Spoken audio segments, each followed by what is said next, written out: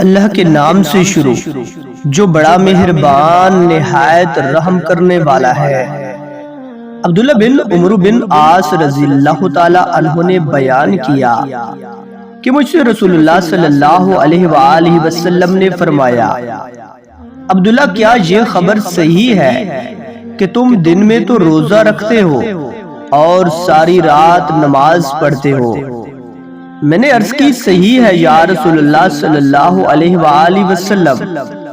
آپ صلی اللہ علیہ وآلہ وسلم نے فرمایا کہ ایسا نہ کر، روزہ بھی رکھ اور بے روزہ کے بھی رہے، نماز بھی پڑھ اور سو بھی، کیونکہ تمہارے جسم کا بھی تم پر حق ہے، تمہاری آنکھوں کا بھی تم پر حق ہے، اور تمہاری بیویوں کا بھی تم پر حق ہے، اور تم سے ملاقات کرنے والوں کا بھی تم پر حق ہے۔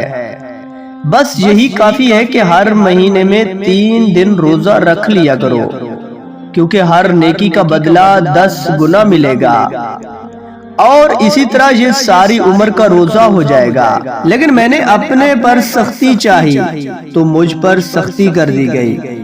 میں نے عرض کی، یا رسول اللہ میں اپنے میں قوت پاتا ہوں۔ اس پر آپ نے فرمایا کہ پھر اللہ کے نبی داؤد علیہ السلام کا روزہ رکھ اور اس سے آگے نہ بڑھ۔ میں نے پوچھا، اللہ کے نبی داؤد علیہ السلام کا روزہ کیا تھا؟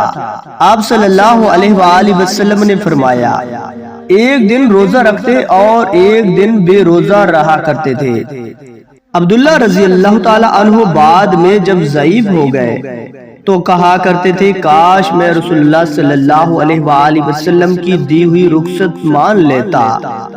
دوستو، اللہ پاک سے دعا ہے کہ اللہ پاک ہمیں حدیث مبارکہ پر عمل کرنے کی توفیق و ہمت عطا فرمائے۔ آمین ثم آمین۔